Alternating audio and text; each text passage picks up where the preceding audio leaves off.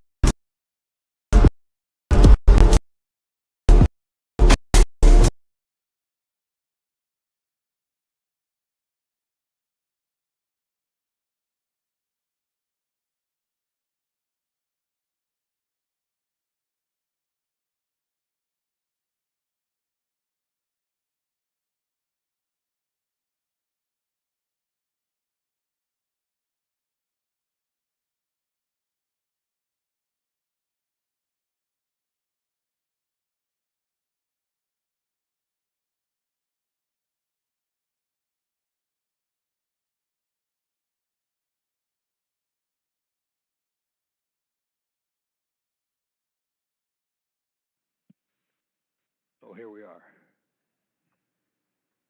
Okay, you got Chris on Skype there, Tom? No, Chris doesn't come in on Skype. Let's see. Does he? I can take a look to see if he's a member of the Skype call group. I think he is. I don't know, but yeah. Well, anyway, that audio that he posted up this afternoon was a conversation that I had with him Yes. going over this latest stuff. Okay. And I did post it. I did post it on the Skype group, but evidently only a couple people picked it up. Some people are out today, so should I relabel it and post it on the backup site? Well, whatever you want to do. Okay. Okay, I'll relabel it and put it on the backup site, and repost it to the Skype group. Now, what was the problem that the guy was having about signing a document on the back side? He evidently had received a summons, and for something. He wasn't clear as to what it was. And I told him that you had already mentioned traffic tickets and summonses, or we could countersign them. Mortgages, anything, okay? You do a countersigning on the back of it, okay?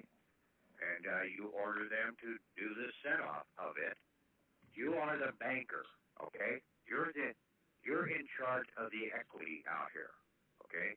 And you are the banker. You were banked into America when you were born. So you became an American banker, and you are an international banker at the same point in time. And the banker is the one who controls the purse. Okay. So you have the power, okay? We have a fictional banker that was set up out here, a counterfeit banker, and we have to do the set-off against him. He is the one that is the indemnifier to us as the indemnified. So until you come out of the system, you do a countersigning on the back of that as your clerk of your bank.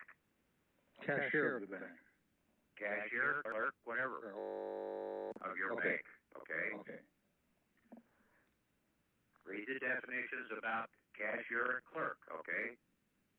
Clerk is really the higher of the two, and you're coming in as the chief cashier clerk. Okay. Clerk is the one that keeps track of the records, okay?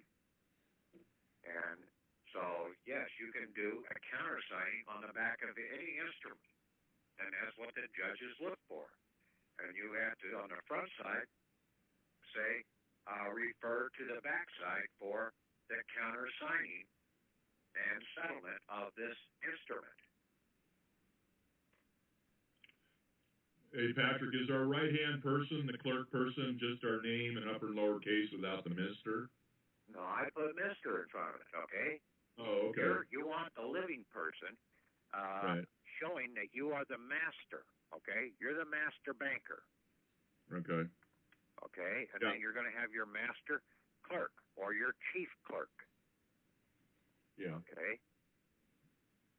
And see, all of those embossers that I had out there talking about 2 years ago or 3 years ago using a tribunal stamp as an embosser, those are still going to come into play. So don't throw those things away. Okay. If you have the later one as an executor, you can use that seal for your clerk of the court. But when you make a ruling, a court ruling out of your bank court, you're going to put your signature and your right and left index fingers, and then you're going to use your tribunal seal over the top of that one. Now, if you don't have one, don't worry about it. Just use the one seal that you have.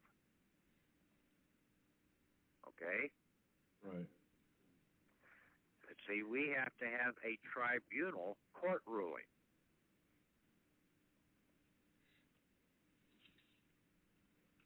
Could we just write the word tribunal real neatly over the seal, over the top of what we're Well, you can basically say by chief judge of the tribunal.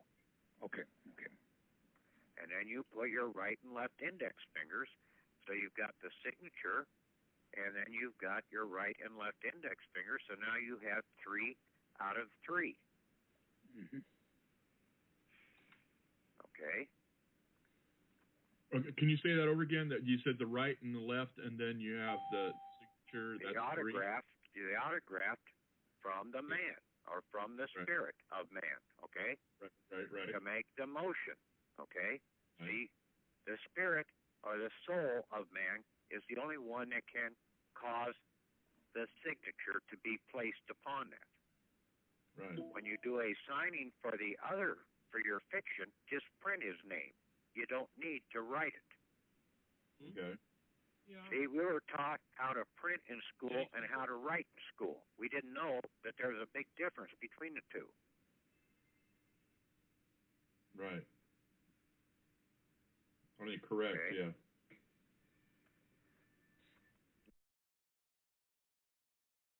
Hey, Mike, what is that? That's Iron Beam, your go-to place for futures trading. Whoa! Yeah, just hold on. And basically, a fiction can't write. Okay? Just like because, you, oh, go ahead. I'm sorry. Go ahead. Like when you said before, I did it accidentally. Like when I got a citation for no license and no registration, no tags and no license plate, I wrote in the box. I printed something told me to write my name. I wrote my name and printed it, and then, like you said, you could sign the back. Yeah, you print your name on the front side. Okay, that's for the fiction. Okay, you're identifying him. The cop already has that on the thing. Okay, and then you do the countersigning on the back, and you can put your countermands and your counterclaims against that court on the back side. And see, they're a criminal court. They are the criminals because they're operating in a conspiracy to defraud, and they're also using counterfeit instruments. Right.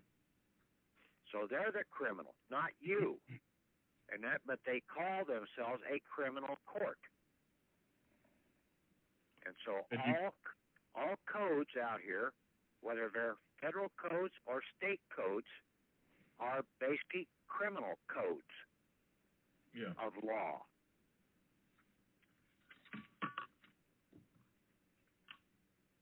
Or counterfeit law. Just like what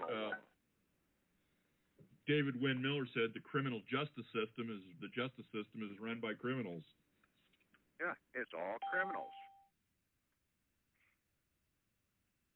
But he was talking about it from a different aspect, not knowing the true repercussion of this about the counterfeiting, and that we need to come in and we can allege the conspiracy to defraud.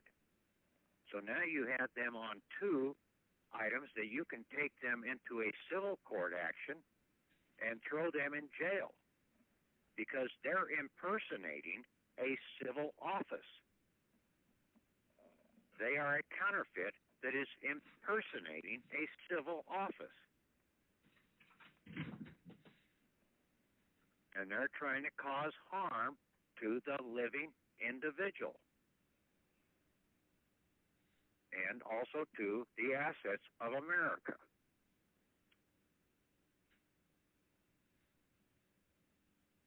By their counterfeit monetary system.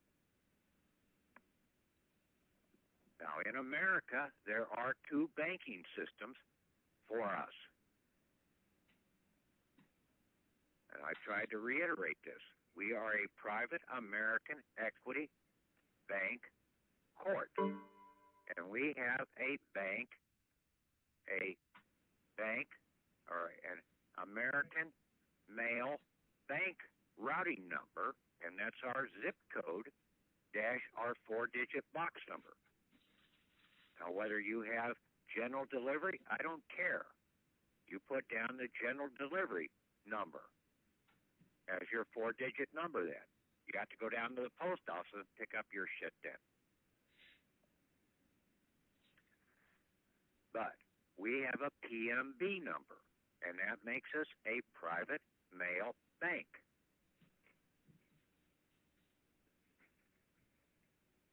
And that's the number that basically is under on the 1099s and the 1099C, A, B, Cs, and the OID.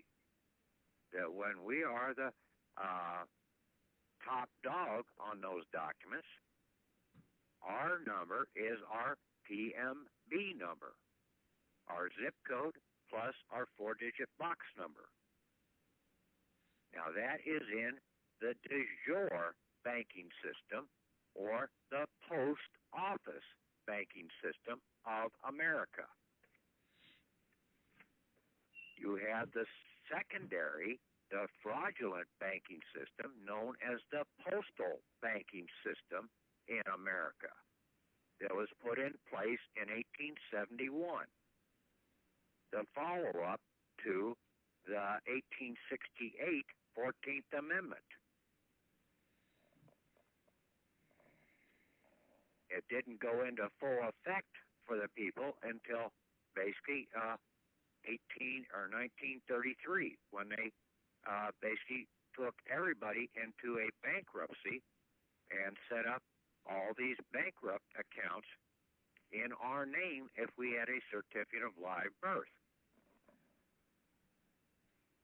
If we'd registered with the state and set up a counterfeit birthing.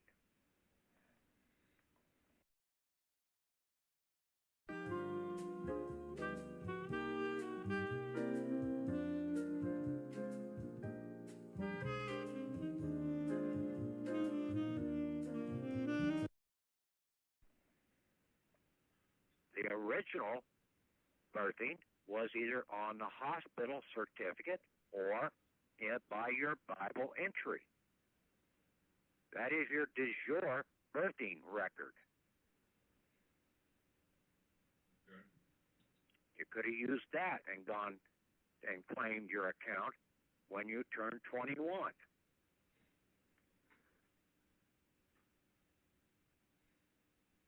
But by having this counterfeit instrument out here, and it's just a banking instrument, it's in the banking system, the postal and the postal banking system out here, and that's what we need to break down.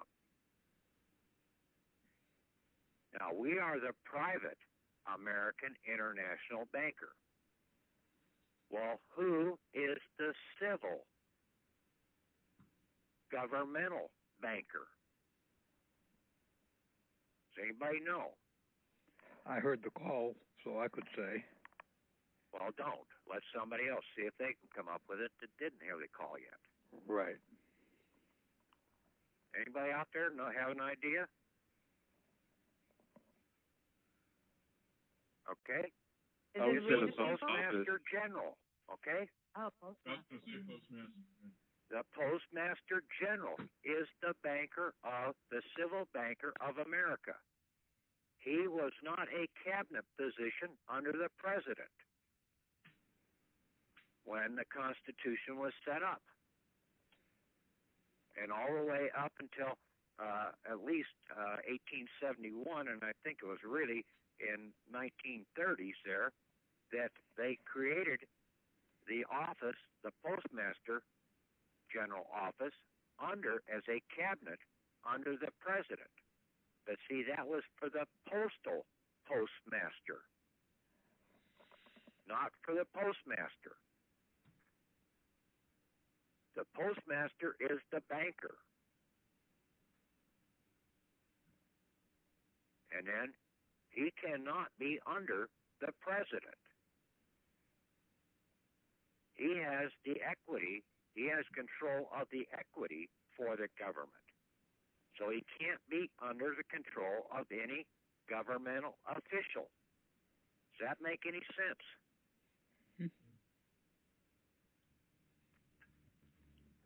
Yes, it does. I see most people don't think of it in that regards, okay?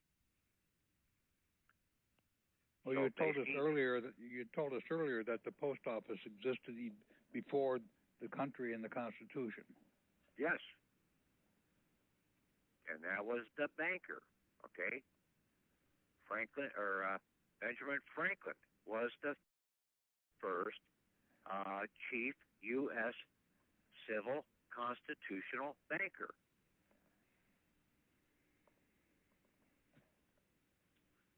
And he stands higher than the president. He who controls the purse controls everything else down below.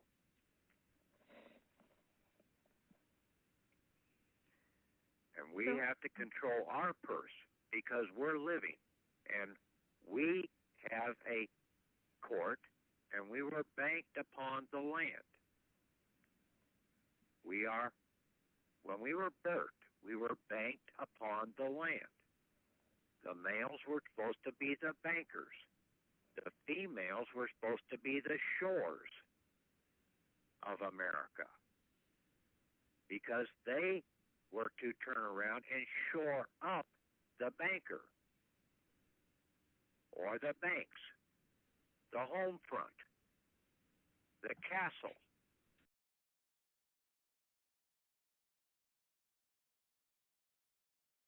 Whatever you want to claim it. But the male, the banker, was to basically claim the dowry from the shores and bring it into his estate. But nobody did that. And that's why I said last week the song about the banks and shores of America. The banks are the males, the shores were supposed to be the females. But in their fraudulent system out here, in the postal system, they created everybody as a banker, as a counterfeit banker, males and females in the process.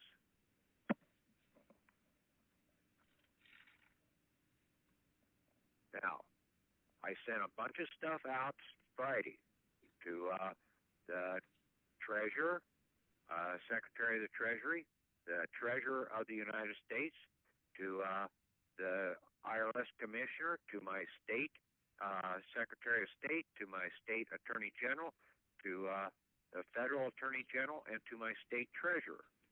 So I sent 7 packages out.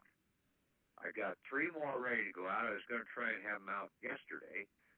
One to the Vicar General in New York City for the Cesta K Trust that they are holding, as that Vicar General is the interface for the Church of Rome, okay, which was a creditor to the bankrupt United States Corporation.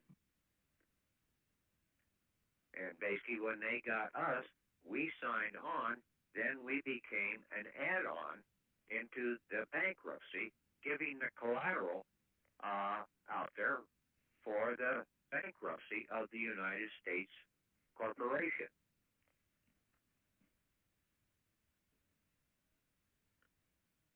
The other one is basically if you have a baptismal certificate from a registered church organization, whether it be Methodist, Presbyterian, Lutheran, whatever, Jehovah's Witnesses, Roman Catholic, okay, it's probably that 501c3 or whatever it is, church organization has a lien against your certificate of live birth or your Social Security account.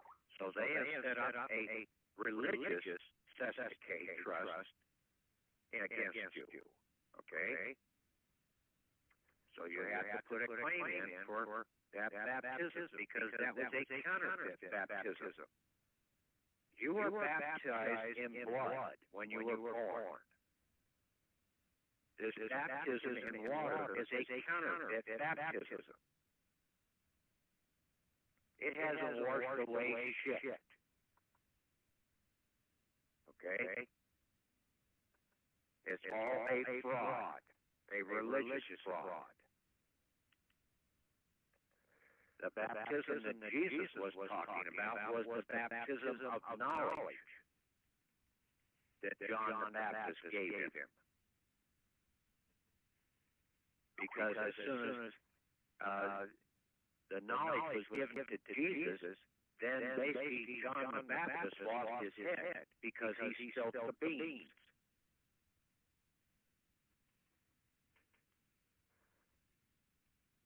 Just like so many other people that are insiders that have sold the beans, they've lost their heads. Abraham Lincoln, JFK, Garfield. Several of these insiders, when they try to protect the outsiders, they end up getting taken out.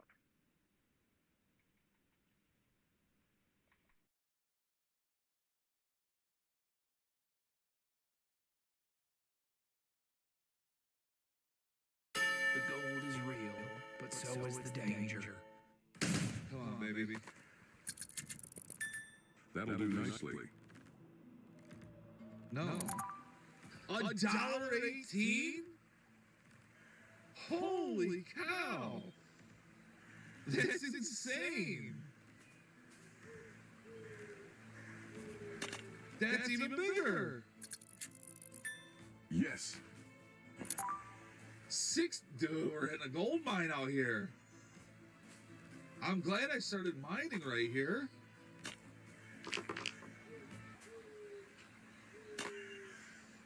I can't believe I'm up to $4.68. Yep. That's real money too, which is insane.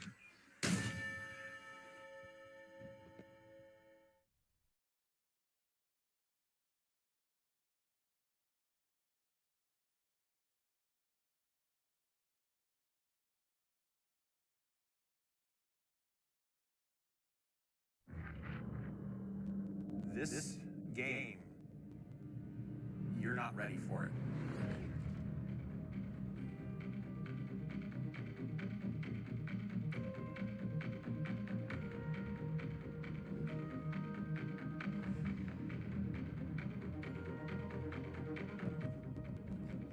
You're in the middle of this beautiful sci-fi environment. And you're seeing intrigue, the espionage, the alliances form.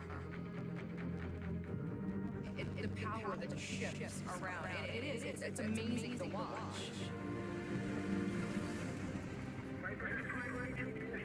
Simple actions can have massive effects.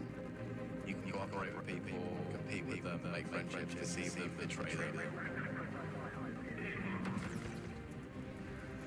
It's amazing that it's just up there. More players start coming up. It just starts this complete cascade of actions, and you don't know what's going to happen. It is a free-for-all. You get locked up and shot instantly. People start dying left, right, and centre. It's just something that you can't get anywhere else. It's just the rush like one. Everybody's on this journey of writing their own stories, and that is probably the simplest way I can describe it.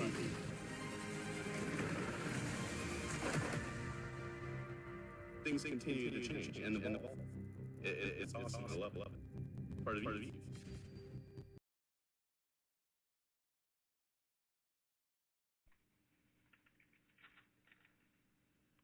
I'm not an insider, and I'm not an outsider. I'm an independent. Basically, I was an independent contractor most of my time when I was in nuclear power, building up 13 or starting up or remodifying and retesting the 13 nuclear power plants that I worked at. But you're saying that the Catholic Church, in order to gain a claim, they'll use any certificate from any church. It doesn't have to be denominational or any organized church. It all depends. Basically, you'll have to check that out for yourself. If you have a Lutheran baptismal certificate. You'll have to see who the head honchos are for that 501c3 church organization. Where is the money going? Yeah. Okay, it's pretty easy with the Catholic Church because they're the biggest one out there. I don't know whether they turn around and Lutherans and everybody else come over in the back door to them and say, hey, we got a baptism over here for this guy in the Lutheran Church. How about putting a claim in against him? No, I think the Lutheran Church can do that themselves. Patrick, have you gotten anything back from these people so far, like the Treasury? No, I'm going to go into that. Why we haven't gotten anything back from these guys, okay? See, now I have. I mean, just this past week, I got correspondence back from the Treasury, and I got correspondence back from the Department of State in Albany here, New York, and the Treasury told me that that I was doing a redemption process, and they cited court cases. And yeah, it's scare tactics, okay? Yeah, because you went into the public door. You went in the front door. Mm-hmm. Okay? And see, that's why we haven't really gotten anything validly back. I've gotten stuff back from the IRS. All this frivolous stuff is because the IRS that we went to was the public IRS. We need to go in the back door. Okay? Now, for our real assets, we need to go to the the chief U.S. civil constitutional banker. When you go down to your local bank and you want a loan, you talk to the loan officer. Well, what does the loan officer do? He takes it to the head banker of that bank to get approval. We need to go right to Patrick R. Donahue. I think he's still a Postmaster General. And we put a writ of habeas corpus, banker assistance, and conspiracy into him. We put him on the spot. Bring forth our habeas corpus banker, our fictional banker. You're also in charge of the postal banking system, and then the Form 56 and the IRS Form 966. What are they?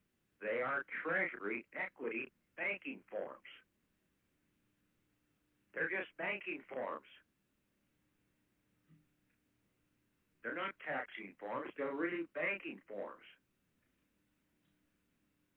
And we have to come in the office of chief clerk of our bank, chief cashier, clerk, whatever you want, in there, like on this Form 56F, as the fiduciary. It's our office. That is the office that we really needed to claim out here, so we can do the interfacing with them. And then it always says off to the side, who is the contact person? Now, that is where you would put your name down as Patrick, Mary, Lucy, whatever, in there. You can use Mr., your name, and then semicolon, and then your last name if you want to.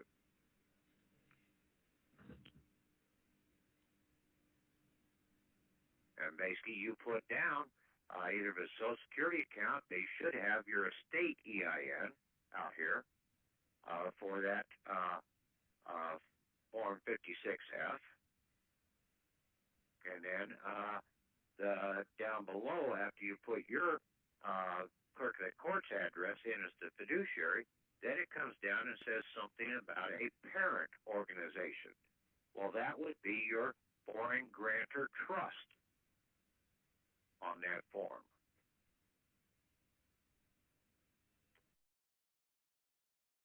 Expedia is the place to bundle and save on flights, hotels, and cars. Expedia, the one place you go to go places.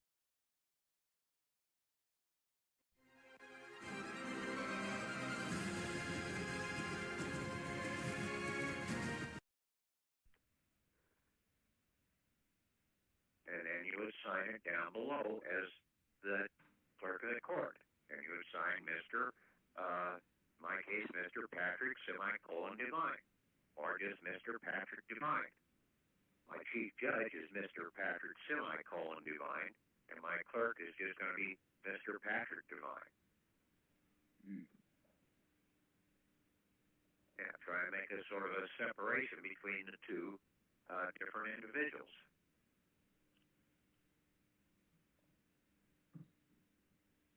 I'll put a package up there tomorrow that basically will have a letter to the Postmaster General.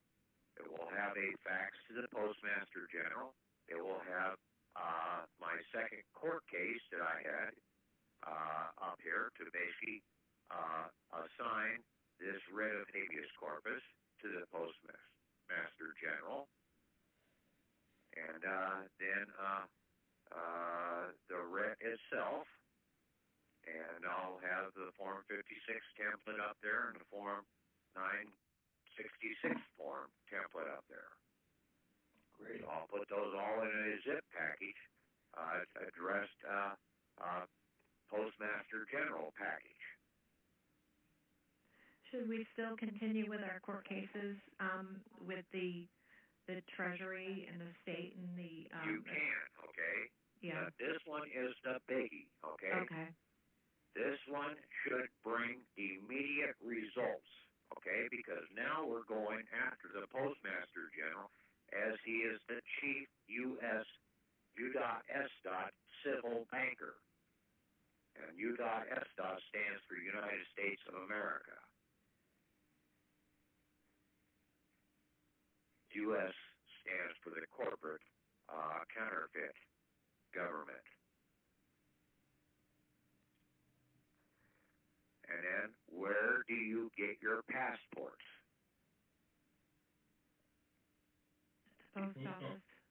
You go to the post office to get your passports. Well, we're going to put a request into the Postmaster General to also to assist in having a private American International Bankers Exempt passport issued.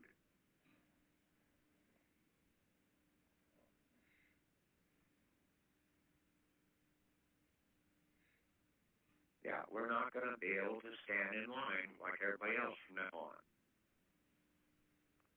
Because we're not going through the public side, we're going to go through the private side. We want an exempt passport. Because we are a banker of American equity. We are not a public banker. Using counterfeit instruments and usury.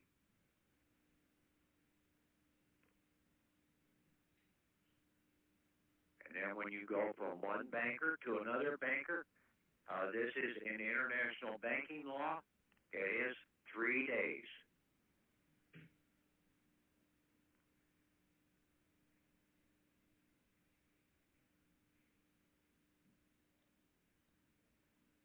And when you send anything out, you never put your living name on the outside of that envelope. You put chief clerk of the court, and then your PMB number, and then care of address.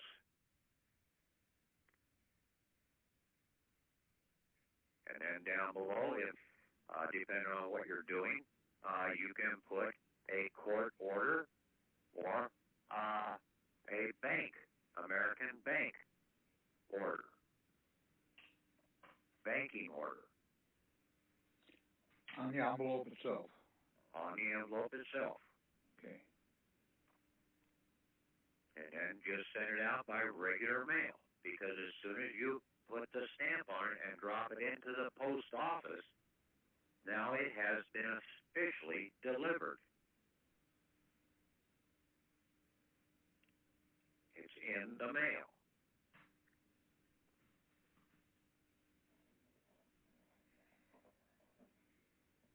You'll probably have to wait when you do that the full 10 days, but basically you should know how long it takes to get there, okay?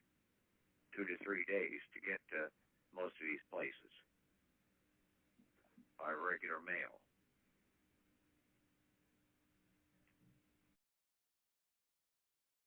When life's a circus, Tele.Health can help you juggle it all. Your doctor's visits can now happen in the middle of the chaos, not apart from it. Get connected care when you can, wherever you can.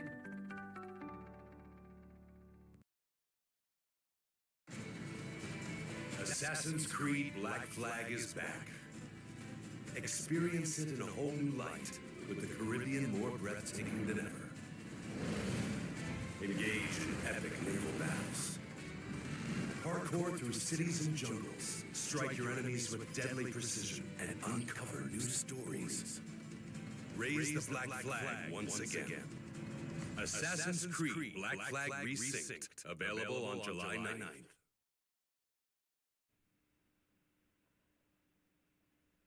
That you can use the fax numbers, okay, and send these out. See, this is all about banking, okay, which everybody has been turned away from. And a lot of people have turned themselves away from. They say, well, that's not me, and they abandon their inheritance. Because they don't think they're worthy of anything. Well, basically, if you think like that, you're not worthy of it. Okay? But I wish you'd pick it up, because basically by picking it up, you would help take it away from the devil's side, take the assets out of his hands. And that's the only way we can control this runaway Queen of Hearts in Alice in Wonderland that keeps getting fatter and fatter all the time by taking the food away from her, starve the living shit out of her.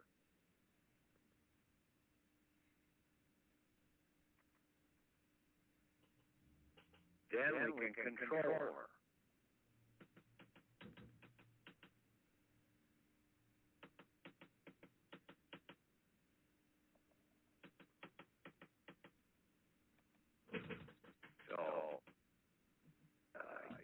Yeah, and then we're doing an habeas corpus for the banker because he is basically being held in illegal impoundment.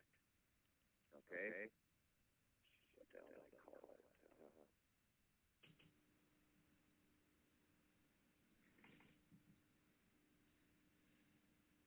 Hey, Pat, how you doing? Okay. It's great. I had a quick question pertaining to the particular letters we sent, or some of us sent to the postmaster about the accounts, about the particular special fund, trust fund account, bank routing number account, letters or notes. And then we had faxed them, I faxed them to the UPS Judicial Officer, William Campbell, and the Postmaster General, Donahue, and the Secretary of Treasury, and U.S. Attorney General. With those sort of similar things you're talking about right now? No, they're not similar, okay? We were close, but they're not the same thing. All right. We have to do a court ruling, okay? Yeah. See, this has to be by a tribunal. All right. Okay, so that's why we have to have our court ruling, our court case, and then the ruling out of the court case, and then the guy that's signing it is the chief judge of that court, and then your right and left index fingers are the two assistant judges. Right on. Yeah, I got all of that. I certainly do. I have it. Like I explained to you, I have it in the district court with district court stamp already ready to go with it, and the default judgment and all that good stuff. So I'm sending all that stuff to him, just like exactly how you said it, and also my own court. So that makes a lot of sense to me. And, you just put a writ into these lower courts, and or you take their instruments, their counterfeit instruments that they write you up on, and you do a countersigning on the back of it, and then you put your counterclaim and your counterdemands on the back also, listing that, and then you sign and date it. Now you slide it back across the counter to that judge. Okay, now it's in his hands. Now he is the one that has to respond. Right. Either he's going to dismiss it, and in most cases he's better dismiss it, because if he proceeds along that lines, you can turn around and say, well, when he gives his counter claim or countermand back to you, your next step then is to do another counter signing and a countermand, and at that point in time, you're going to address that this now is to be processed to a civil court of at the federal level as a civil action. You will now be the plaintiff, they will be the defendant, and then you can bring harm charges against them. Yeah, that's what I'm plaintiff in this instance. Yeah, that's what I've already done.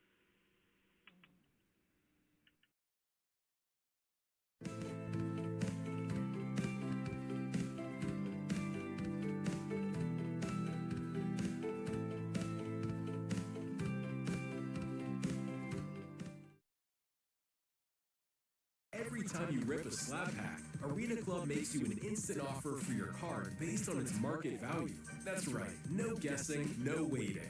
The moment you accept, your Arena Club wallet instantly loads up your funds, so you can cash out or keep ripping more slab packs. Arena Club delivers the absolute best value in the hobby, giving you confidence in every rip. Don't just collect, level up your collection with the best value in the hobby. Buy an Arena Club slab pack today and see for yourself.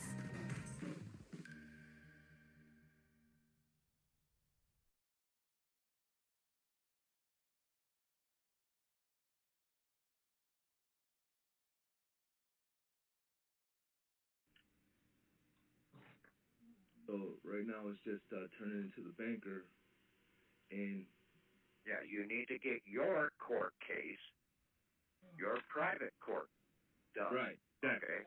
Yeah. Already did everything in the pub. Now it's the private. Well, yeah, you need to get your private court up and running. Right. Okay? Exactly. Yeah. And that's what I posted that one document up there about a week ago about a private court case. And I think I had it PD 14-0001 as a reference.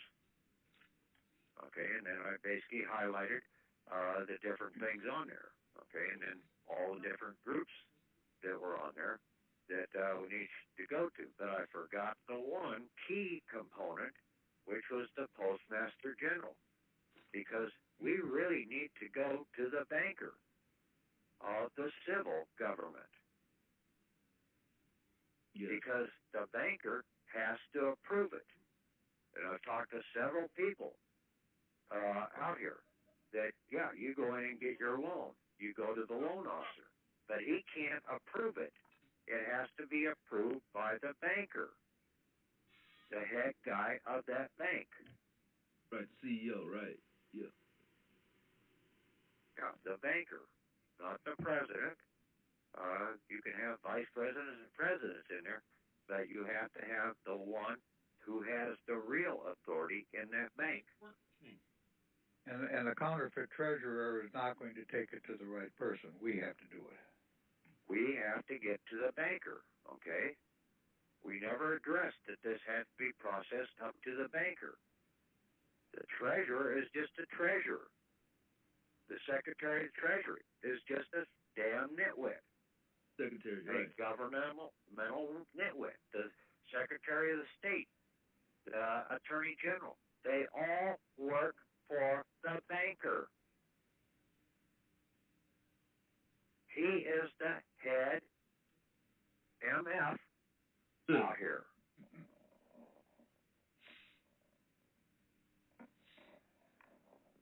Got it. And see, we've got AMF and we've got IMF out here. And Yeah, those are both in the postal world. Right. And basically, they have been doing a job on everybody out here.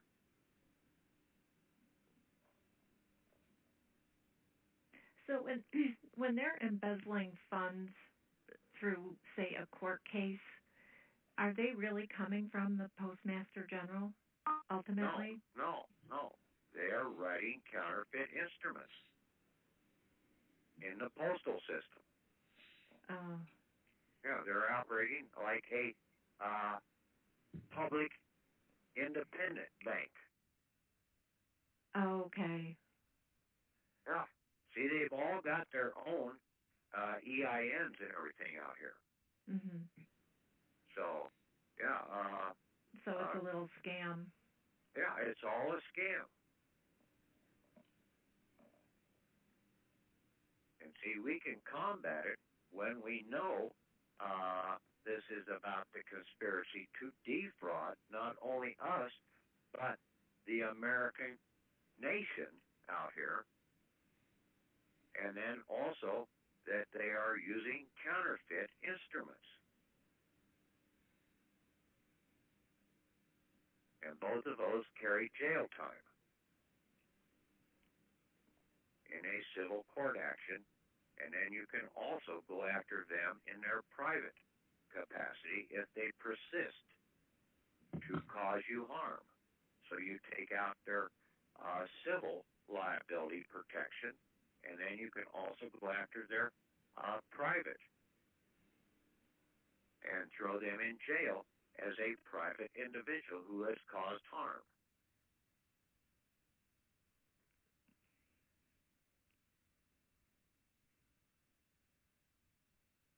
I don't know. Because basically what they're doing is really they're committing an act of treason, and they're really out here giving aid and comfort to the enemies of America.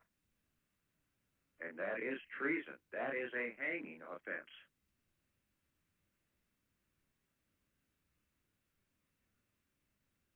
These guys don't know how big a match they're playing with.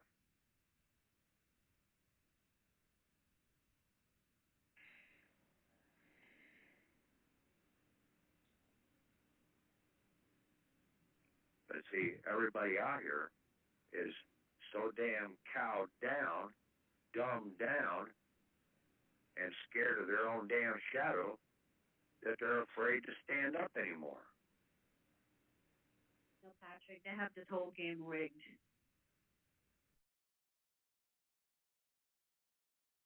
Is hot sleep keeping you awake? At Mattress Firm, our sleep experts can match you with a perfect cooling mattress, like the Purple Restore Cool Touch. Experience the coolest purple ever, only at Mattress Firm. And right now, save up to $500. Mattress Firm. We make sleep easy.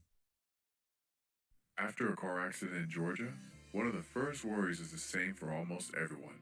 Who's going to pay my medical bills? The good news is, emergency rooms must treat you right away, even if you don't have health insurance. Getting care is always the priority. After that, the question becomes, who pays? In Georgia, it may be your health insurance, MedPay from your auto policy, or the at-fault driver's insurance once liability is proven. At the Weinstein Firm, we deal directly with insurers and medical providers, making sure your care is covered while we fight for the maximum settlement. Don't let bills pile up after a crash. Call the Weinstein Firm today. The consultation is free, and you pay nothing unless we win.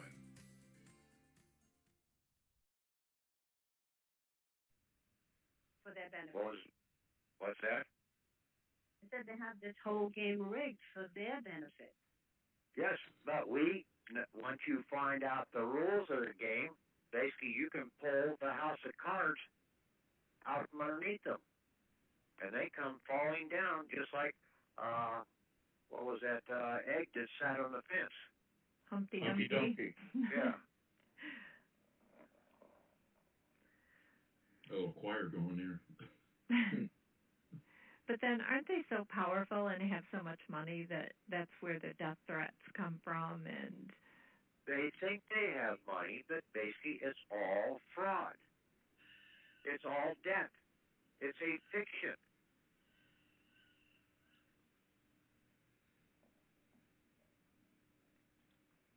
Microsoft, what's his name out there? Basically, he is more of a debtor than anybody else in the country.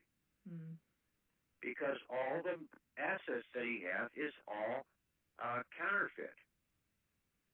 It's all fraudulent.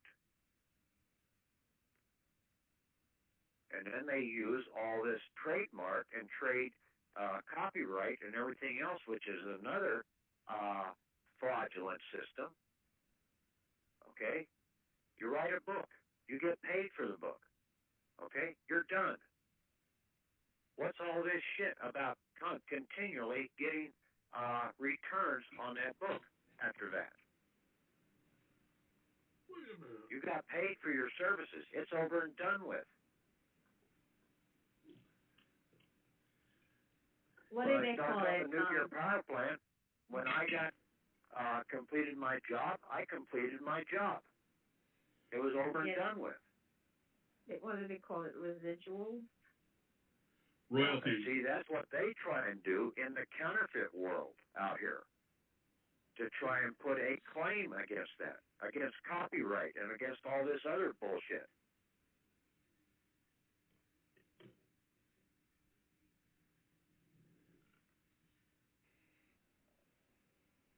See, these bookstores, what have they invested into that book? Nothing.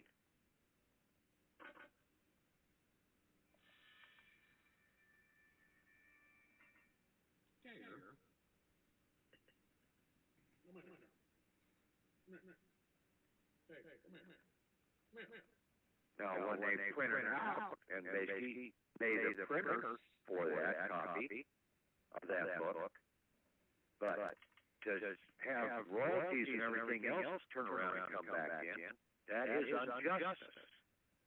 And see, most of that is all on borrowed money. It's on counterfeit instruments. See, you've got to start opening up your mind to what really is going on out here, okay? And find out how the game is rigged, okay? That's the only way you can basically hold your own in the game or be able to get to be a master so that you can win the game. Yeah, it's like movie actors get royalties on movies and stuff, but me as a carpenter, I don't get royalties on a house that sells every time. No. If I built a house, I don't get royalties after I built it. I should. See, that royalty deal is all a counterfeit instrument out here to try and put a criminal item out there. All these copyrights, they're criminal. They're counterfeit criminal instruments. It's just like insurance, and the proceeds go to the Vatican. Well, not the Vatican. Basically, they go to whoever, okay? Yeah. The money changers that you don't know who they are in the background. Okay? I wish people would stop and get off the Queen of England and off the Vatican, as those are the two key sources out there.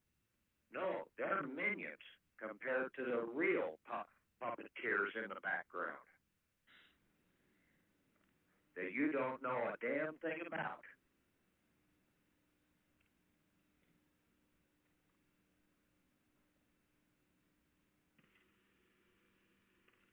Yeah, they have controllers.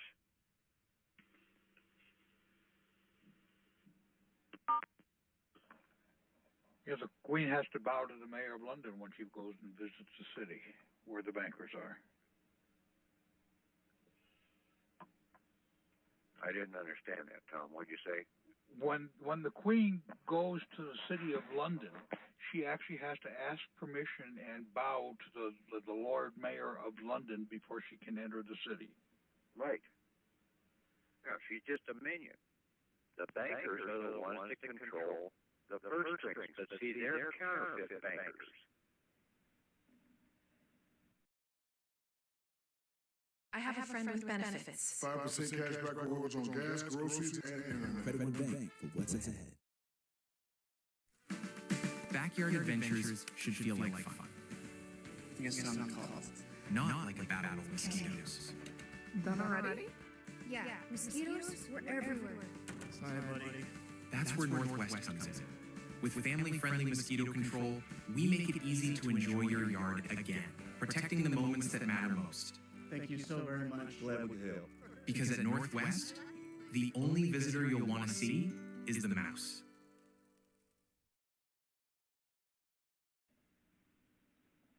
The Rothschilds and everything else, they can only operate as counterfeiters. You know, Patrick, False setters. I had jury duty, and when I went in, it was a criminal case. I didn't want to be involved. So I got out of it, but every time the judge had to do something, he bowed at us.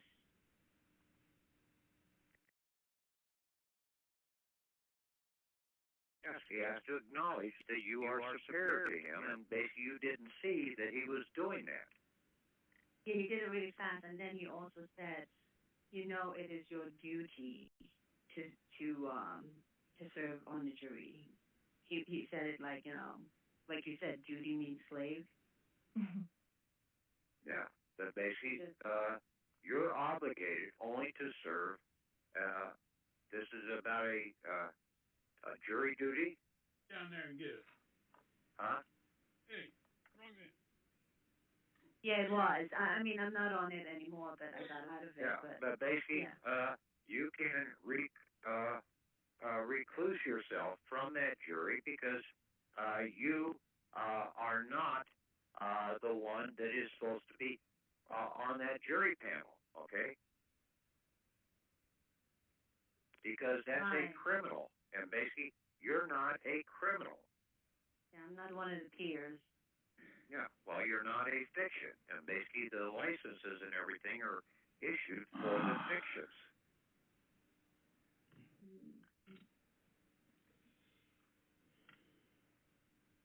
So it's all a corporate fiction, so the jury must be a fiction too. The jury is a fraud in all these criminal court cases, unless you have actually caused physical harm, okay? Then that, see, there's 4 sets of courts in America, okay? There's the Court of Equity. The Court of Equity is a private court that was given back to the people by the 11th Amendment. Then you have the civil courts out here, and then you have the criminal courts, the civil criminal courts, okay, where harm has been caused, or you have basically caused physical damage out here.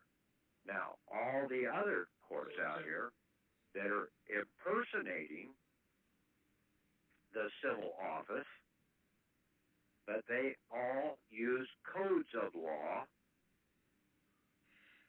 and they are all criminal. They are the criminals.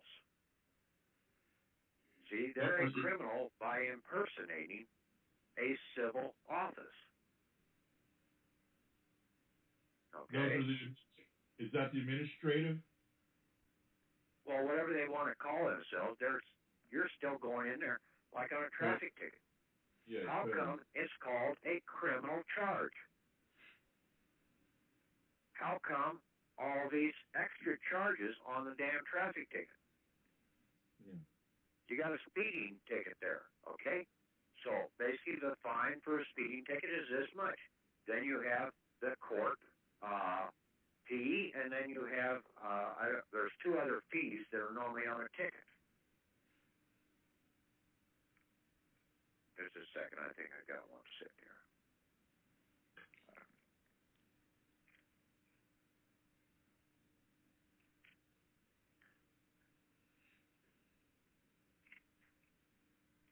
Now you have criminal surcharge. You've got, and then you have court cost. Total bullshit. Okay? In America, basically, if you've got a civil office, they're already paid to do the damn court. So what the hell are you having to pay out of your back pocket for court cost? You are basically the American out here. You don't have to pay any fees in court, except maybe for the paperwork, the filing, or the recording by the clerk, which would be about $5 to $10 maybe. But all these other exorbitant fees that they're charging, they are criminal fees. They are a conspiracy fee to defraud you of your assets so that they can control you by taking your labor away from you.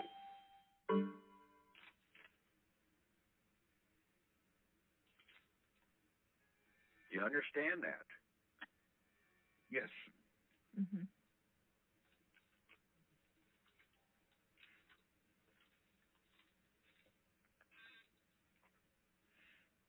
And now what we have to do is we just have to get this in, so I'm going to fax this off to the Postmaster General in the morning. I'm going to give him a copy of my court case, the final signing by my judge and by the clerk of the court. And then I'm going to put the writ of in there with it.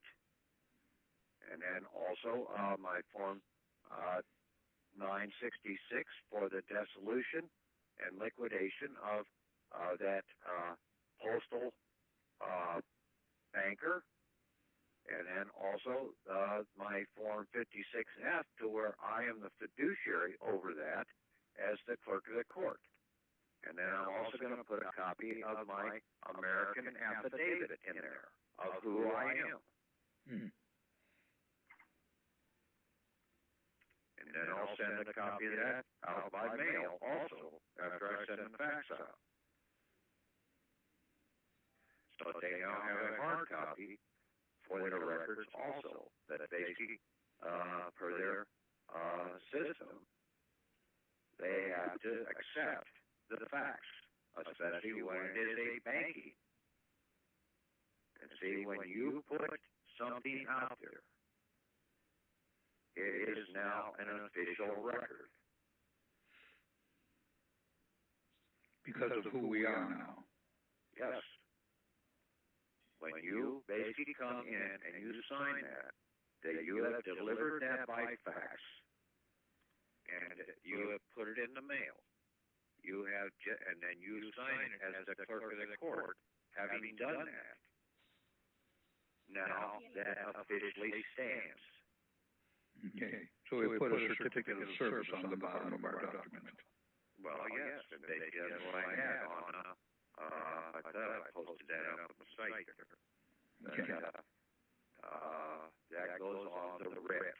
Okay. When you do the writ, you do the signing down below, certificate of service delivery. I state under penalty of perjury that the foregoing is true and correct. I executed the delivery of this writ on this date and time, and then I served the writ on the office of the U.S. Postmaster General, as he is a civil whatever banker, and then by confirmed fax delivery and backed up by a U.S. mail delivery, the office is in default of duty after 3 days. Okay, so after 3 days of that fax delivery, that office is now in default. And then I sign it as Chief Equity Clerk of the Court. And then basically when it gets delivered, I will do a signing down below on my extra copy that I have of that writ, saying that property restored to plaintiff on this date, and then I will sign it again as the chief equity clerk of the court. They gave us all the templates we needed out here to make our court system work, to make our banks work. We've got it all. We just have to modify them for our private records.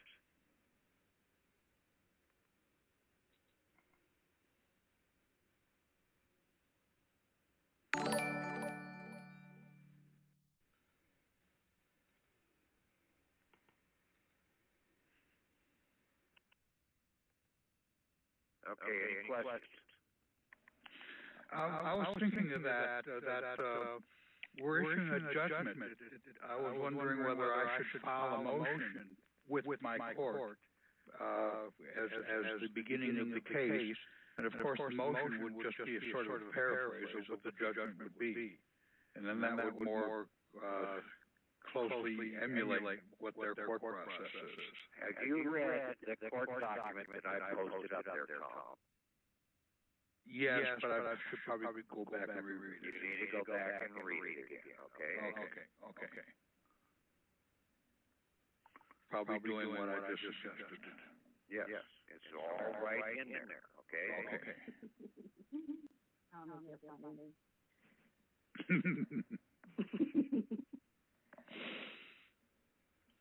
Now, I tried to simplify this for all you guys if you just read, okay? The problem is a lot of people just can't take the time to read and sit down. And then, once you read it, sleep on it. Think about it. Roll it over in your dreams, okay? Run it through the process in your dreams. Walk through it. That's the only way you're going to be able to get a good understanding of it, so that you get it ingrained in your mind what is really going on. You have to really think. Go ahead. So then we have a Form 56F in place, like we put one in. You're going to need to do another one, because I can tell you right now, we didn't have it all done the right way. We put what about down as the fiduciary. Okay. You need to put down the office of clerk. Your clerk of the court is the fiduciary. And then the contact person is going to be you, your fictional right-hand person. Mr. Divine or whatever. Can we do that for both the estate and the foreign grantor trust? No, you just do it for the estate. Okay. And basically then you have down below, after you put down the fiduciary information, when you pull up that Form 56, you will see that, let me pull it up.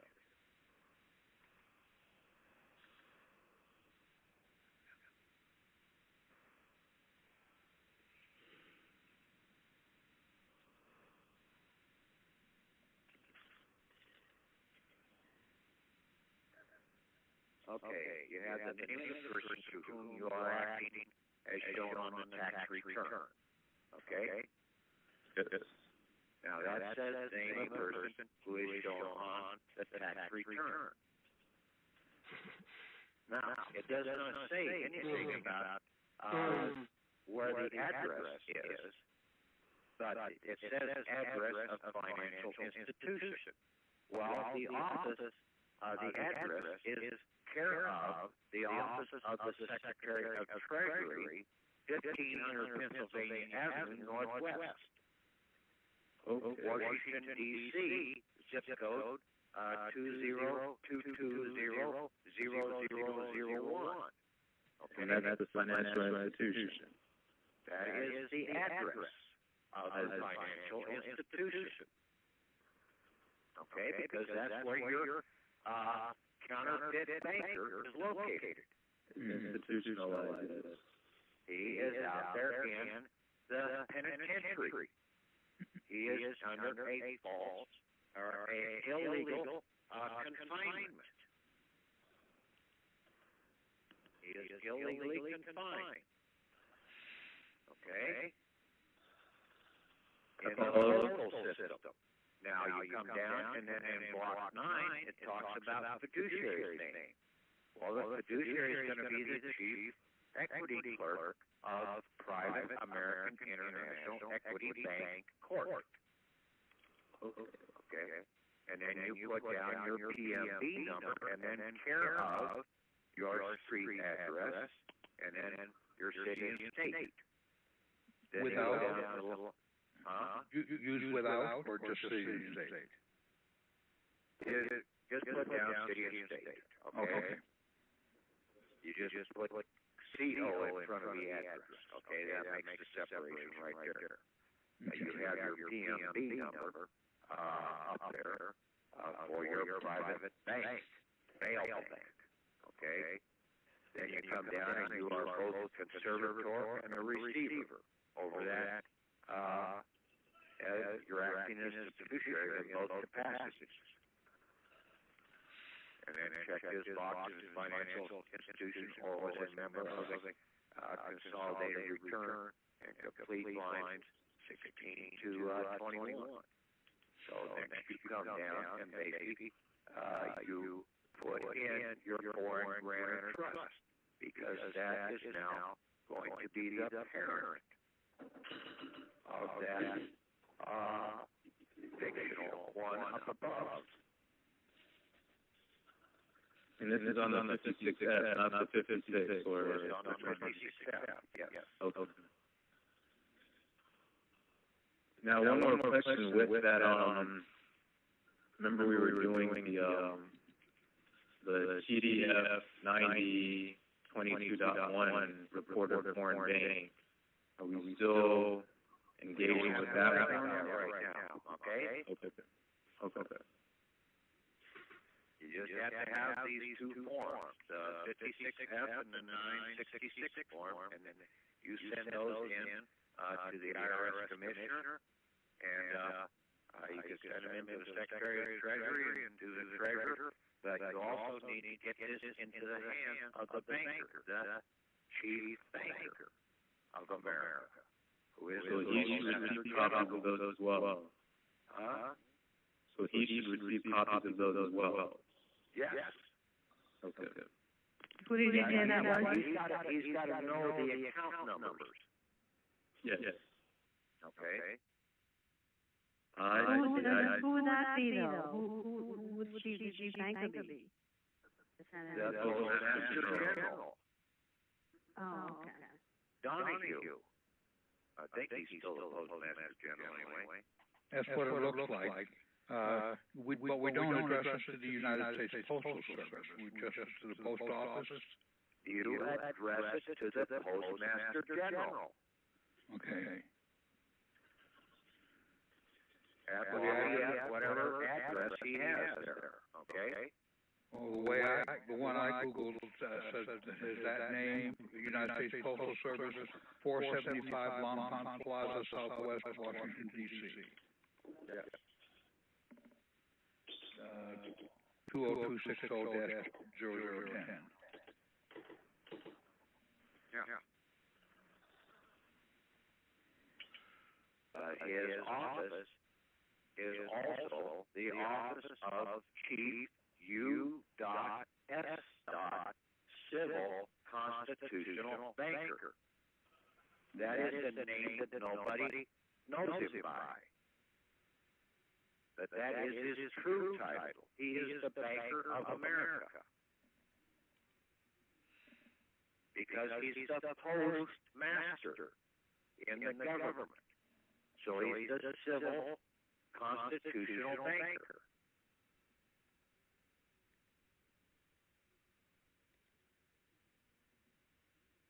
Makes sense.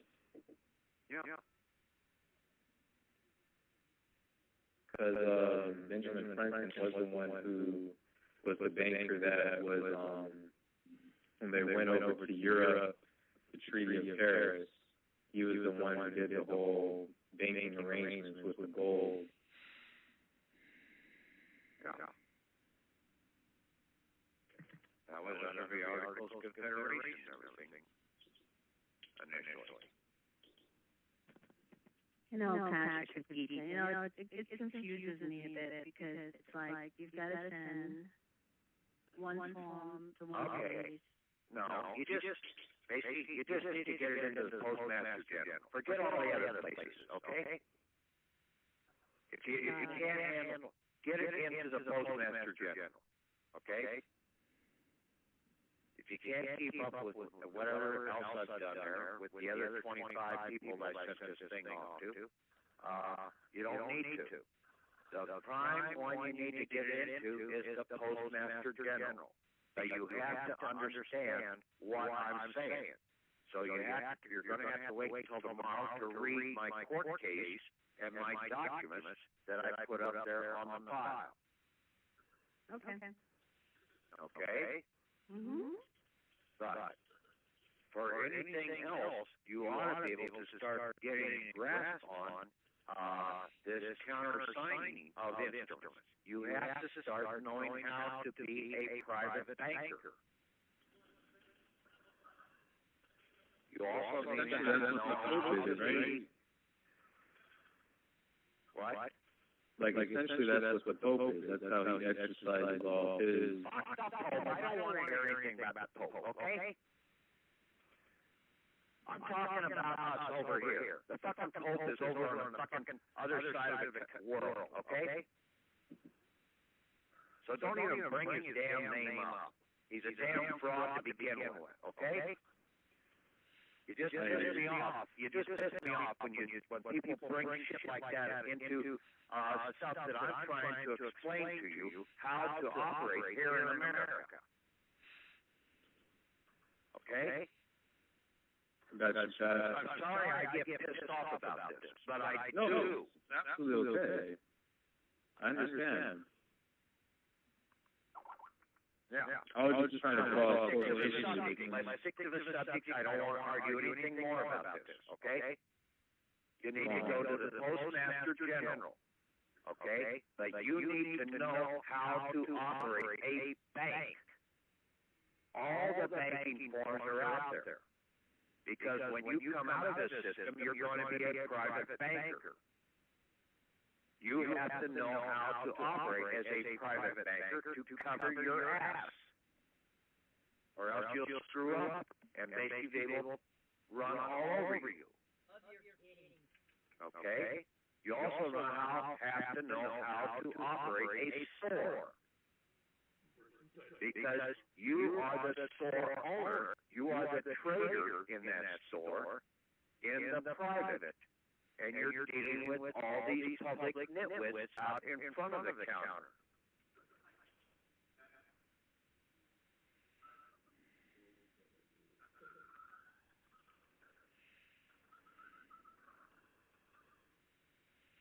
Now, am I getting through to you people? Yeah. Yes, makes sense. A lot of sense. That doesn't make sense to the other people, Tom. Yes, I understand. Okay. I got a question, Patrick. When we do the countersign, we come in as our own clerk of court, our own judge and clerk of court and all that. I was talking to Chris and I listened to Rod Class just because I like to keep up on what he's saying. But he's telling everybody whether you're a third-party intervener or anything you do with the court, you have to do an entry of appearance. Enter of appearance or entry of appearance. But it doesn't seem like that's necessary if you're doing your own court. I just want to confirm that. Yeah, you don't need to do that. Okay. See, that's in the civil side. Okay. In the counterfeit side of the codes and everything that these guys are reading. They're reading stuff that they should not be reading. Okay? And then they're trying to operate with those items out here and getting totally confused, and they're going to cut their own throats. You do the countersigning on this, and you send it back to the clerk of the court. Right. So it's now coming from one clerk of the court to another clerk of the court. Right. You don't appear in that court. You give the countersigning back to them. Right. I just want to make sure I was thinking right, because that's what I was thinking too. Yeah, you submitted the document for that fiction. The fiction has appeared when you do the countersigning of that.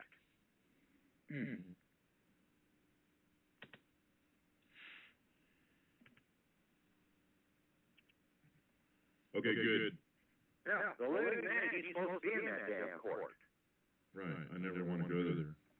Yeah, so you do your countersigning and get it back into their hands.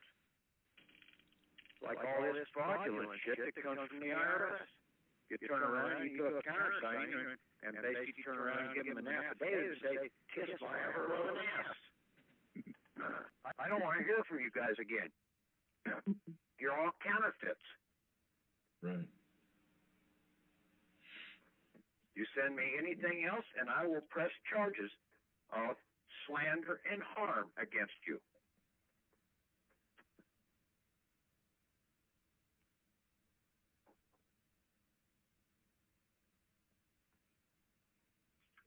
Yeah, they've been getting this for so long. We have to stand up. We have to put an end to it.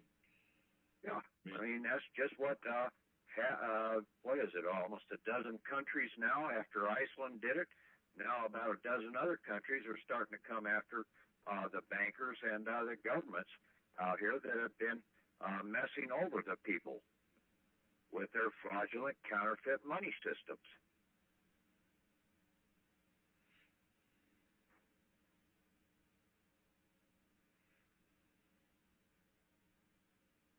It's about time America people started standing up like some of these other places. We should have been the first. Yeah.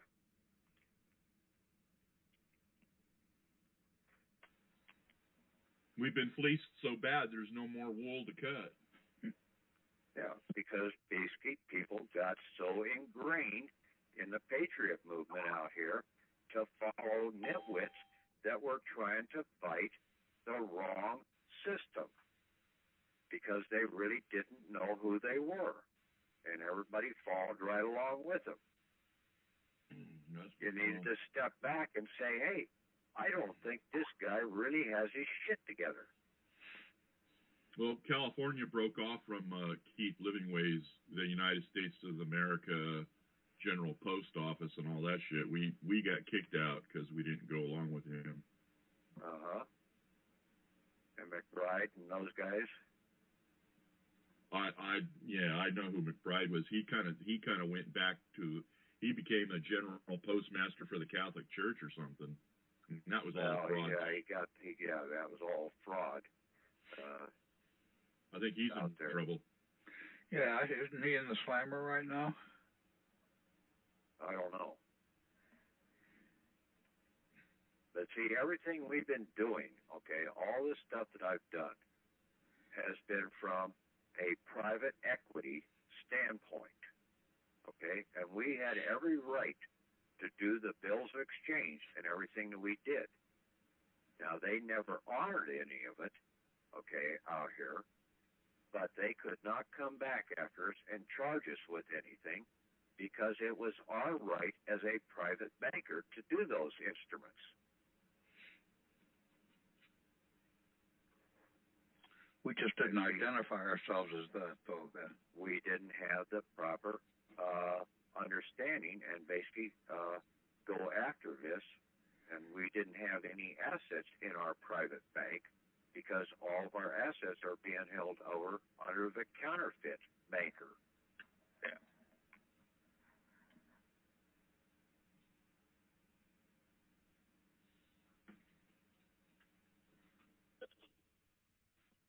Patrick? Yeah. It's Marshall. Yeah, Marshall. Are you talking about still using the American counter affidavit then? Yeah. All right. I want some clarity. I didn't hear you talk about, it's in your third paragraph, you talk about Article 3 courts and the International Common Law Court of Justice. Can you clarify those for me, please? Well, the Article 3 courts are basically the ones addressed in the Constitution. We've got content kitties. Okay? The federal district courts and everything, they're addressed in the Constitution as civil courts. Okay? They can hear civil cases. Hey, you came in here, got some love and Can you talk about your cats off stage, please, or mute your microphone? Sorry, Patrick. Okay, the federal courts, okay, the bankruptcy court is a counterfeit court, okay, because that bankruptcy court can only deal with the commercial counterfeit bankrupts, okay, the commercial ones, okay. They can't deal with the living as a bankrupt.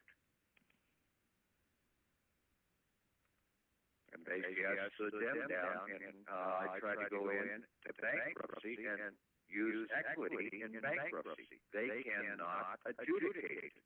And that's what came out of one of the bankruptcy judges down in South Carolina told two guys, you can do this yourself. Well, the only way that you can do equity yourself is if you are the court of equity. Now, they can only, the Article 3 courts can only hear criminal where harm has actually been caused, physical harm and damage, and also civil actions out here to where you have a living claimant against another living entity. Everything in the fictional world is in the criminal court system at the federal or at the state levels.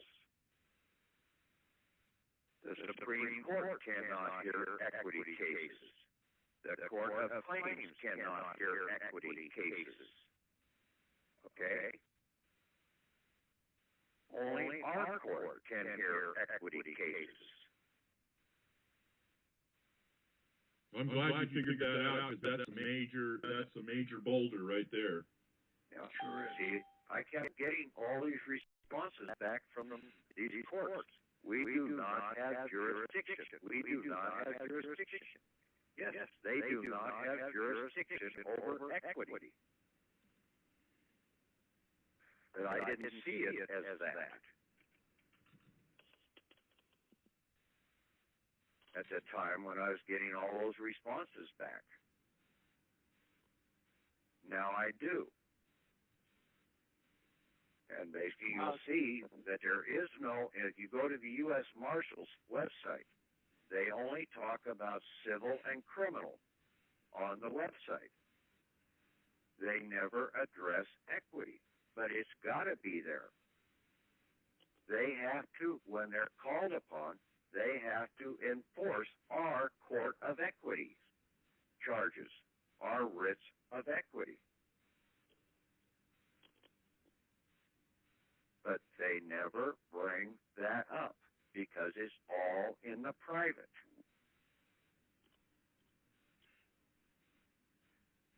And see why you have to have your signature plus your two right and left index fingers as a tribunal court ruling out of your court is because prior to 1933 in this country, to gain access to the treasury, to the we the people's treasury, you had to have a private law passed. And it had to be by a tribunal. And the tribunal was your two state senators and the president pro tem of the Senate to pass a private law to allow you to have funds from the Treasury.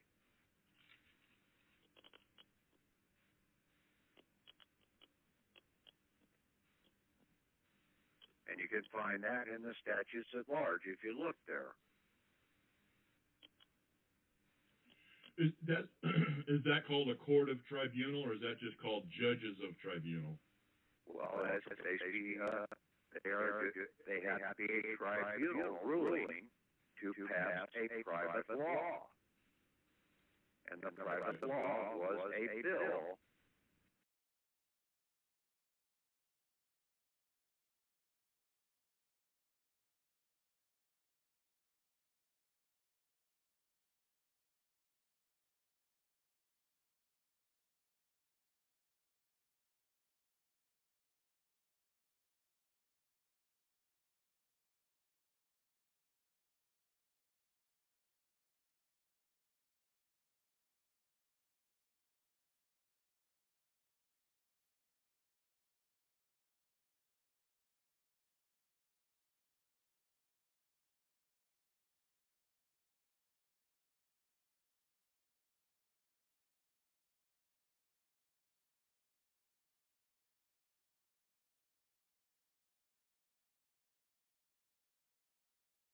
to the banker to make a payment.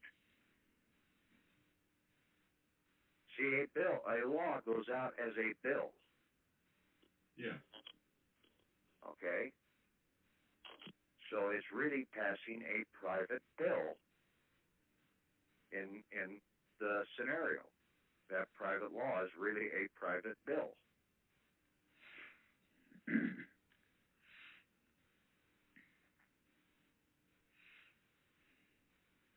So in order to pass a spending or a withdrawal or whatever you want to call it. Yeah, and see, when you're doing your court action, you're doing private bills. Yeah. These writs are really bills that you are billing them now into doing their duty.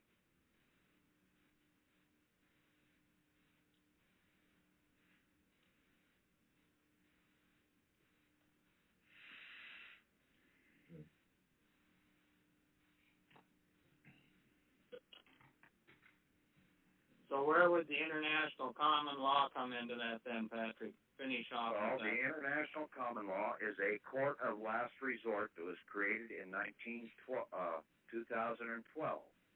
And see, that's what these countries are utilizing right now. Iceland and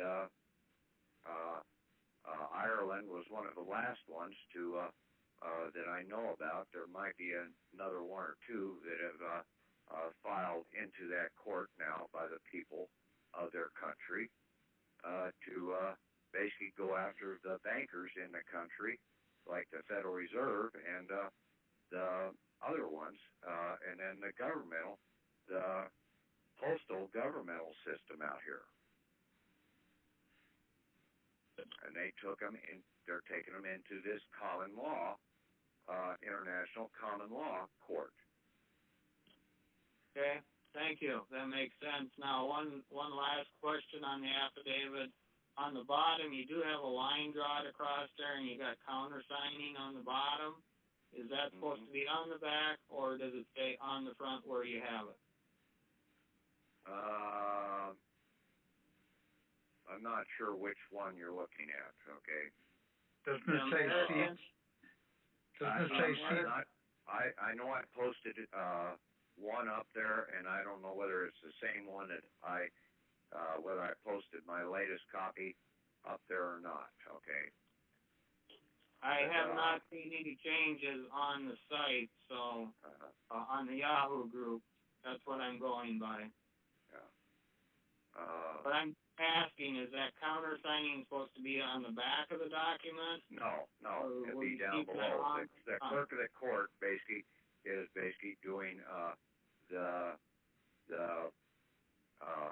authenticity of that document, okay, by the clerk of the court. Okay, so you've got all three signatures should be right on that front of that document. Yes, it is. Okay. Yeah, that's the way it should be then. That's the order, and that's the way the orders come from the counterfeit court, too. Yeah. All right, and it says by two known. So is that going to stay 2 there, or is that going to change to 3? Well, basically, you can put, you only need by 2 you are known, okay? Okay. But if you put 3 down, okay, you don't have to change that by 2 known. You only needed 2, okay? Right. But if all 3 put their signature on there, then basically you still got 2, don't you? Yep. Yeah. Okay. Because the rule in the Bible was by 2 you are to be known by. Right. But if you put 3 down, hey, that's a plus. That's an extra.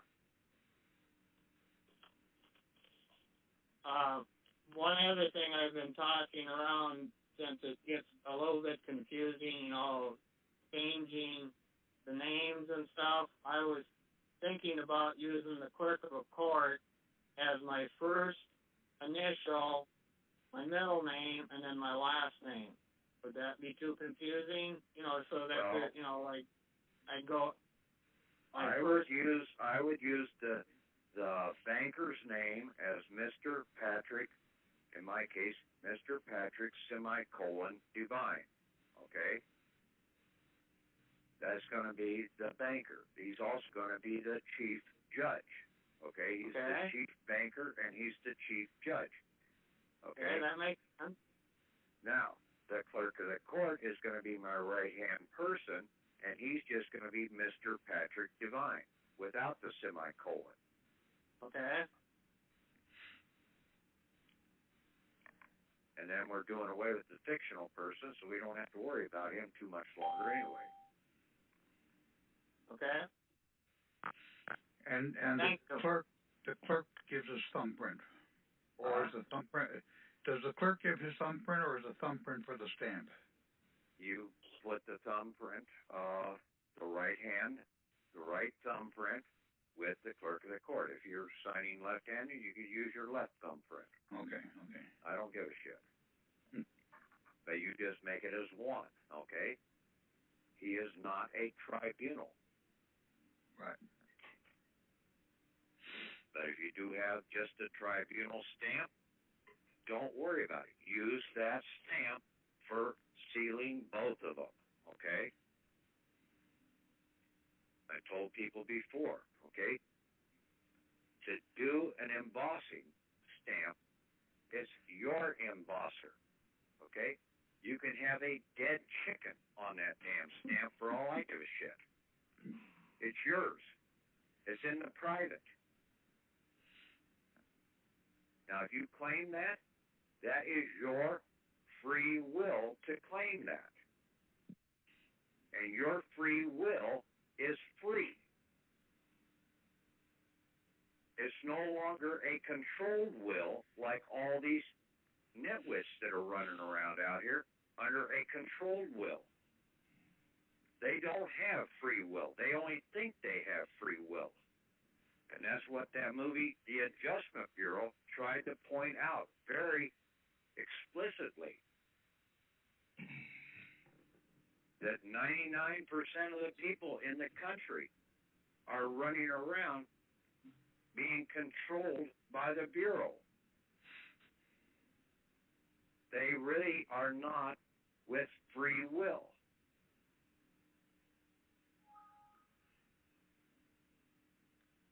If they want to cuss and swear, they can cuss and swear if you got free will.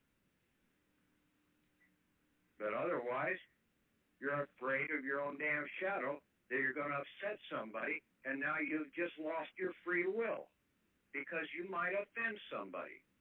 I don't give a shit. People have heard all this shit that I say before anyway. Get over it, people. Wake up. Now go out and smell the roses.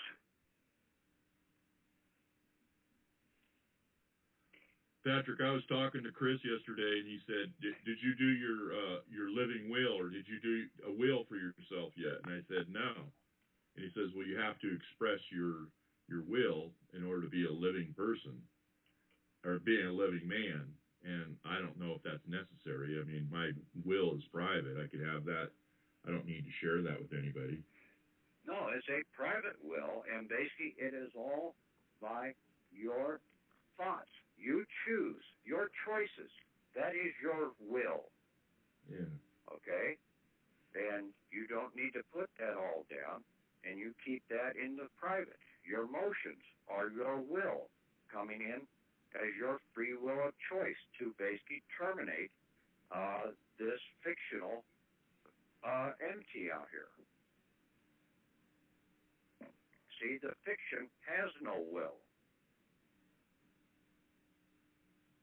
And that's why we're doing in an equity court, you have your equity bankruptcy and you have probate.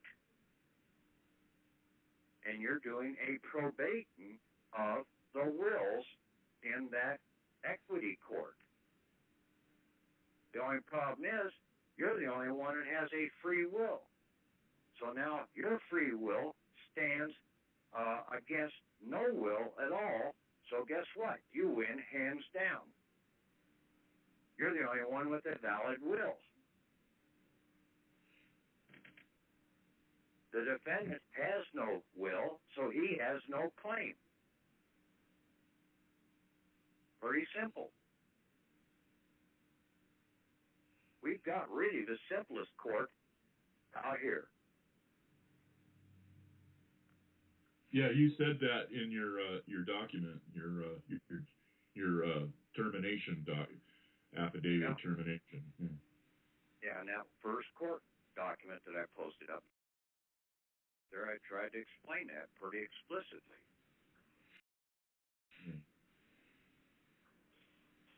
Hey, Patrick, with this, with the judicial right of ejectment and possession for the dissolution and termination of the insured instruments, you had a statement on here where you were requesting that the Iowa Secretary of State is to issue international documents and state passport for the Private American International. My question is, doing this, because I no longer am living in my birthing state. I'm in another state. Well, you need to go to that Secretary of State also. So send it to both? Well, you're going to have to go to, if you want to, okay, or just wait and see what comes out of this Postmaster General filing, okay? So have that be the initial one, and then make my moves after that. Yeah. Yeah, well, we see if we get our passport and maybe make the other one unnecessary. I see. Yeah, well, if you get the international passport out of the Postmaster General, okay, international exempt banker passport, then that should be good in all states out here. Should be good by going through the airport, too. Because you'll go through a completely different line. You're going to go through the back door. So pretty much this judicial right of ejectment and possession should be addressed to that Postmaster General.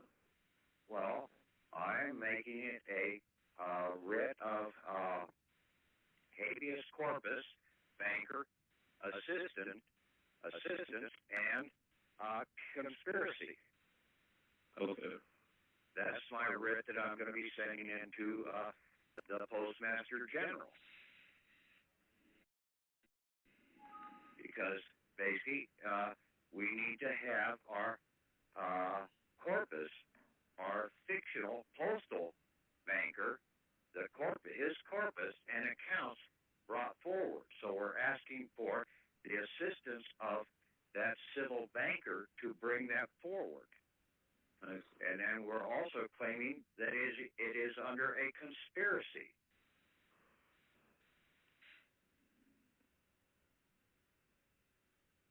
So it's a writ of conspiracy also. You can look up and go through all the writs in Valentine's and Blacks and read and try and get an understanding of all these different writs that are out there. Mm-hmm.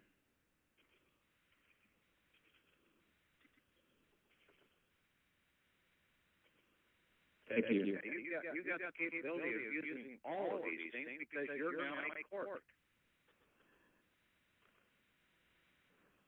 And the office that you have come in and now properly claim is your clerk of the court's office out here to process these out of your court. Now, the clerk is basically going to be your highest enforcement officer of your court.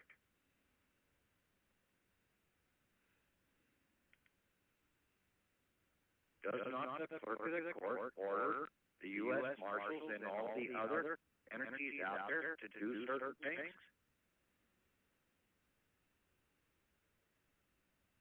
The answer is yes. So basically, they must be higher than the enforcement officers if they have the power to order them to do something.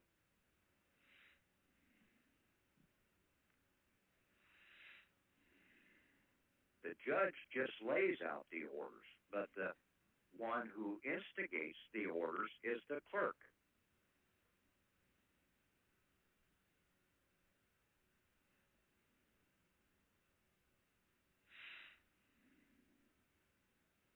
Okay, more questions?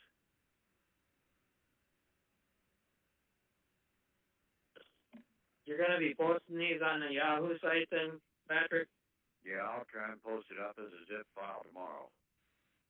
Okay, I'll be looking there. Yeah. And the conversation it'll be posted up as a Postmaster General package, zip package. Okay, I'll look for it then. And the conversation that you had with Chris, so we can pick that up, will that be also posted on that Yahoo site? Cause yeah, I think I'm going to try and post that up there on the site too. Yeah, I'll post it on the site. I'll relay it and post it on the site. Appreciate that. Okay.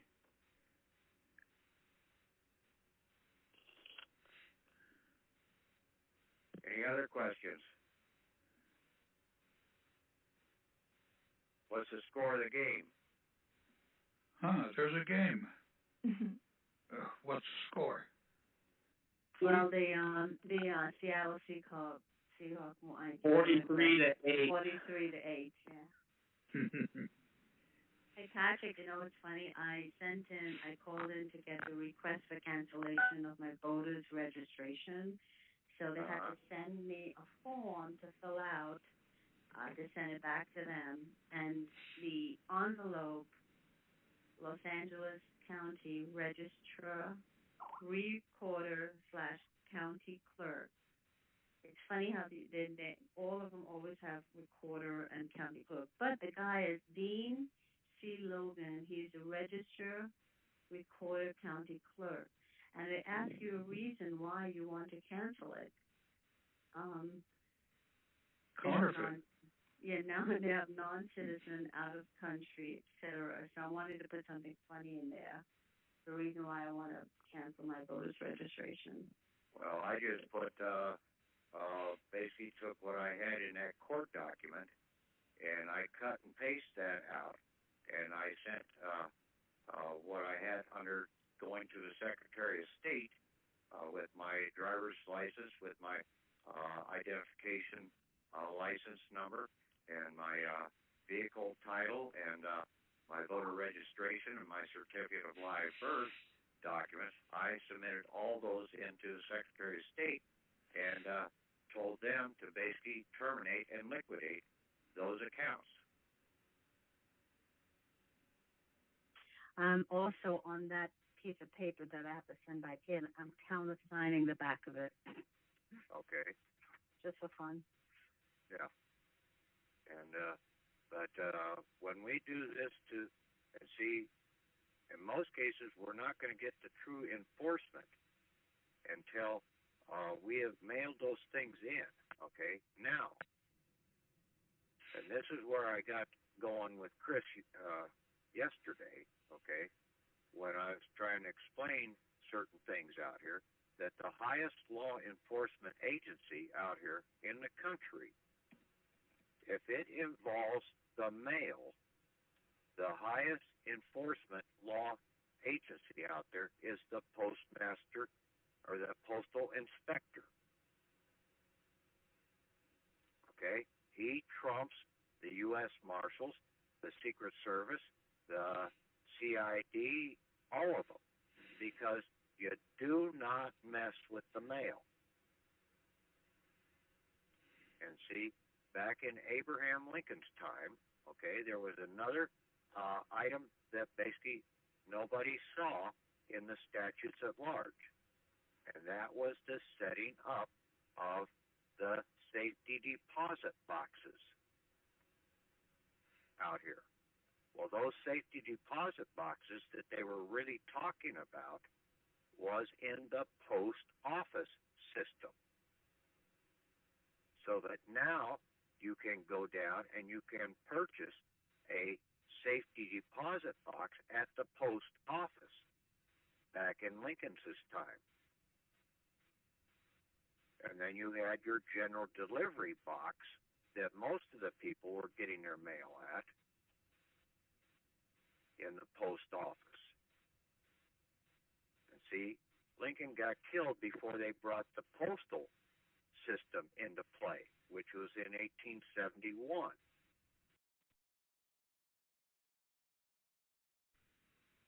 And that was the start of the downfall of this country, because when they brought in the postal system, they brought in the savings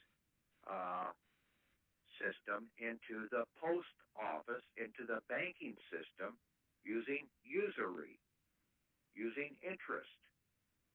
Prior to that, it was not allowed in the post office. And see, it's all through the post office that those safety deposit boxes that were located in the post office building itself were then moved out into the rural areas as mailboxes. They are still the safety deposit bank boxes of the post office. That's why the postal inspector has jurisdiction over, because now anytime anybody does anything into the mail system, they are going after the post office. They are basically tampering with the mail, with the money of the country.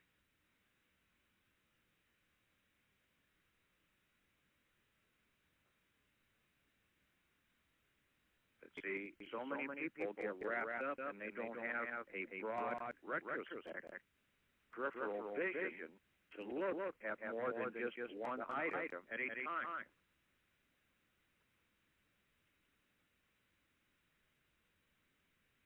Yeah, it seems like I'm all over the field.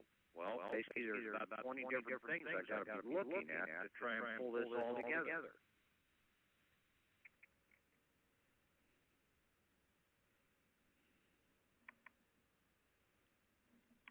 Now you see where it's all coming into play, and then they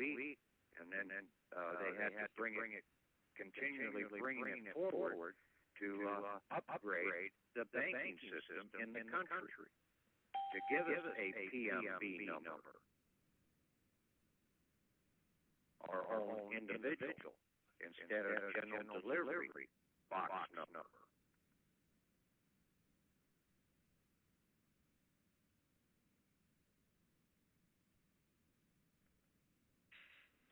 Any other questions out there?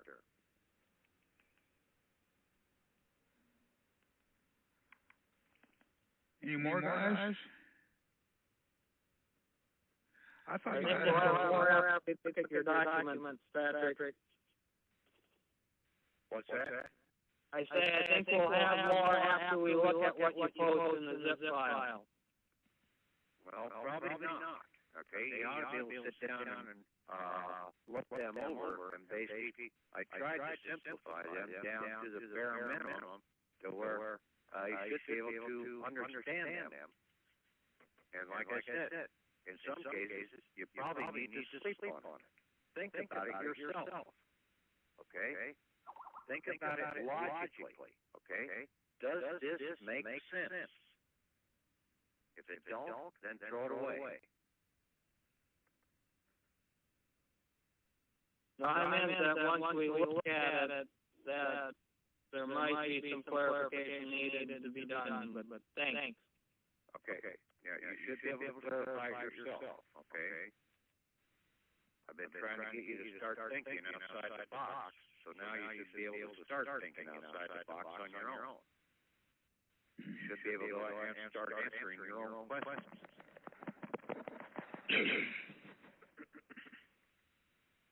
Okay, thank you. Okay. Anybody else? No, thanks, Patrick. Okay. I'm good, Patrick. Okay, you guys have a good night, and go ahead and all quit then, Tom. Yeah, you gave us a lot of material, and thank you very much. Thank you. Okay.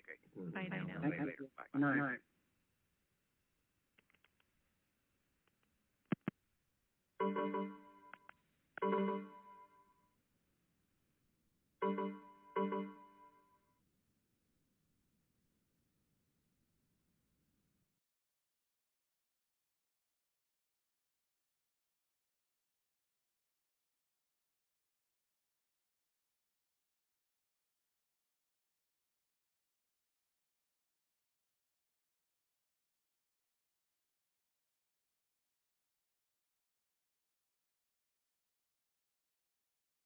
Grainger offers professional-grade products, easy ordering, and next-day delivery, making them the go-to play for everyone keeping arenas game day ready. Call, click, or just stop by. Grainger, for the ones who get it done.